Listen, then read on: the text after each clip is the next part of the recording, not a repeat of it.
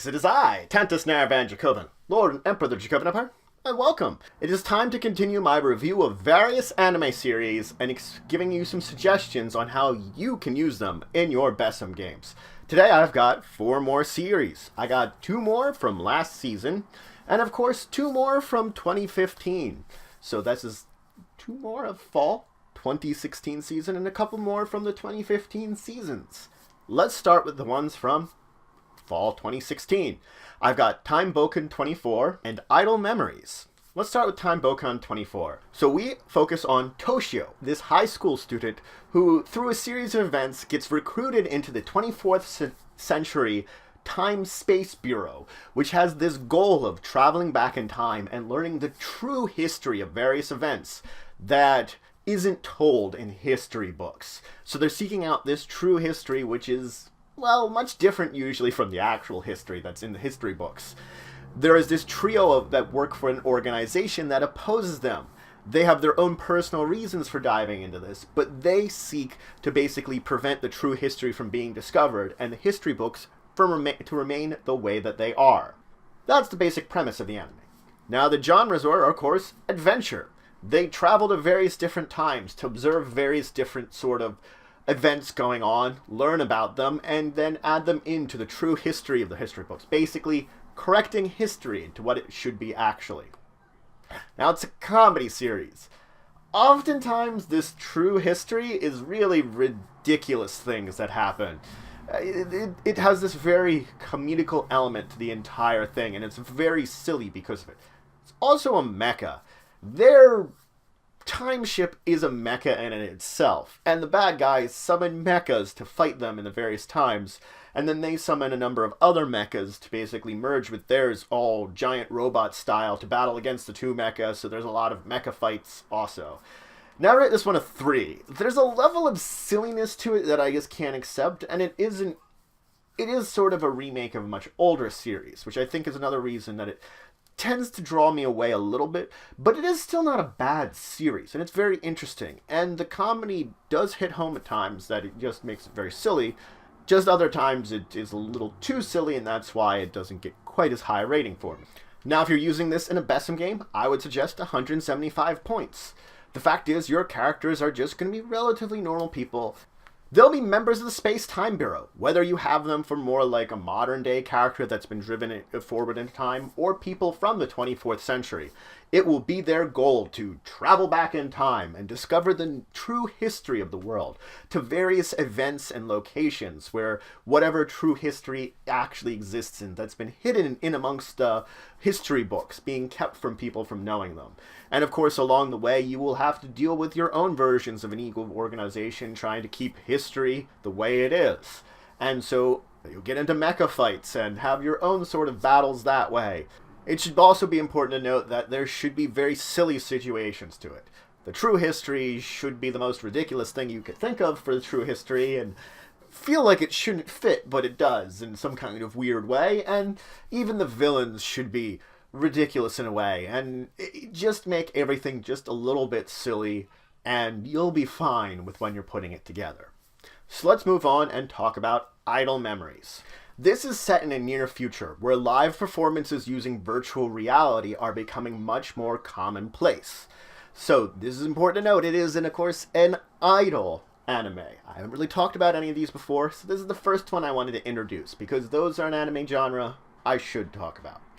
Anyway, it focuses on a number of groups that are basically rivals as each other, and they're effectively competing against each other for more recognition and to be the best in the idol world at this point in time. So they have their musical performances and competitions against each other, and they're attempting to reclaim something called the tiara, which is basically a symbol of that you're number 1 in the idol league. So it's all about this competition for the glory of being the best idol. So of course, it's an idol anime. There are lots of idol animes out there now, and I haven't really talked about anyone, but this one I felt I could come up with some suggestions as to why playing it, so hence here it is. It's music-based. As with most idol animes, they have a huge component of music based around it, so there's going to be music related to whatever's going on in there. And I would call it a competition, because it has some of that levels of competition similar to something what would be in a sporting anime, but it's in an idol anime, and I think that's one of the reasons I'm talking about it here. And I rate this one 3. Again, idol animes, I don't mind them. They're not as much of my favorites, though, as some other genres, so that's why they tend to be lower on the list for me. So, my suggestions for using this in a BESM game is to give your characters 150 points. You're going to make your characters a group of idols that are working together to compete within the idol league, with the ultimate goal, of course, of claiming the tiara and proving that their group is #1 in the world.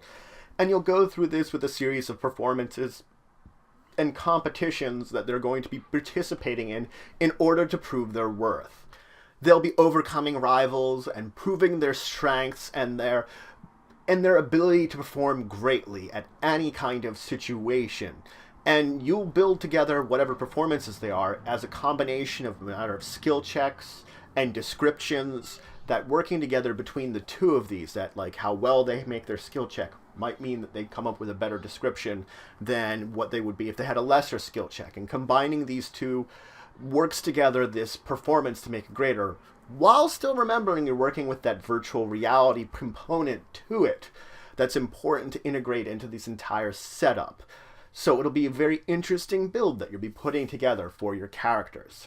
Now let's move on to the 2 series I wanted to talk about from 2015. First off, we have Etotama. Now Etotama focuses on Nutan, who's a member of the Chinese astrology in hopes to becoming a member of the Chinese zodiac. She's the cat in this astrology.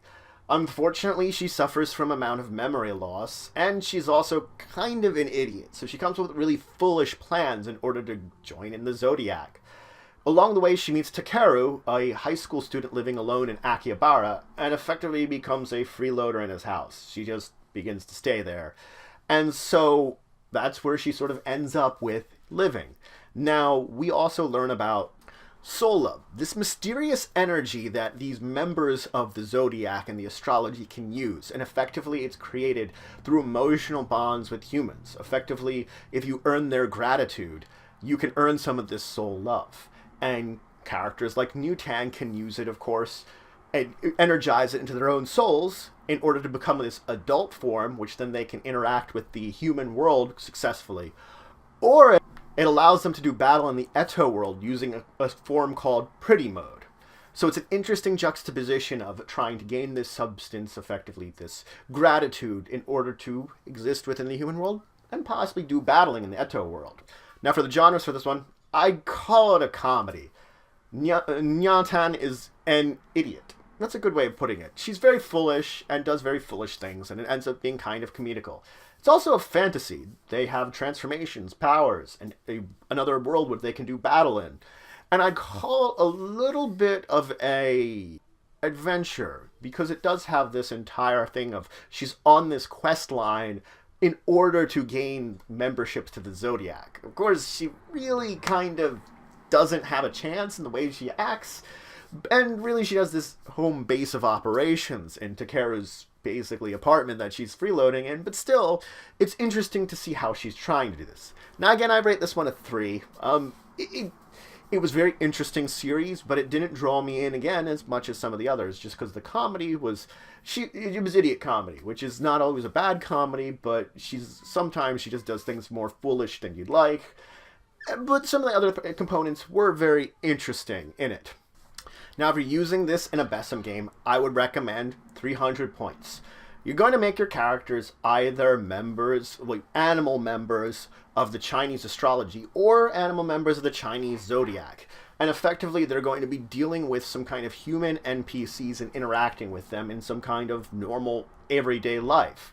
They'll probably be trying to gain some soul love abilities to power themselves up, either to be using adult forms for various tasks that they're going to be doing in the human world, or even if they need to go into some kind of battle that you will set up for them within the Eto world, where they'll use their pretty modes.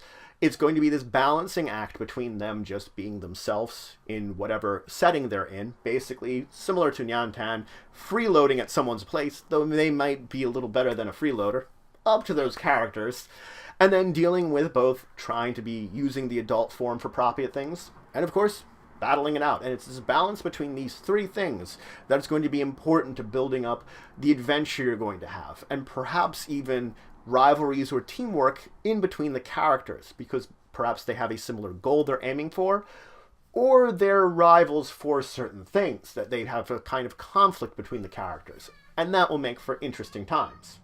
Now let's talk about the last series I want to discuss today, Houkago no Pleiades.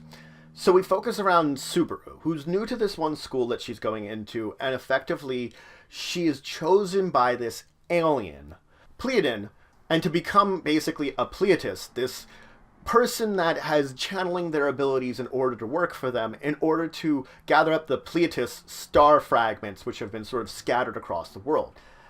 Effectively, it's an alien giving them a magical girl transformation. It's an easy way of describing it.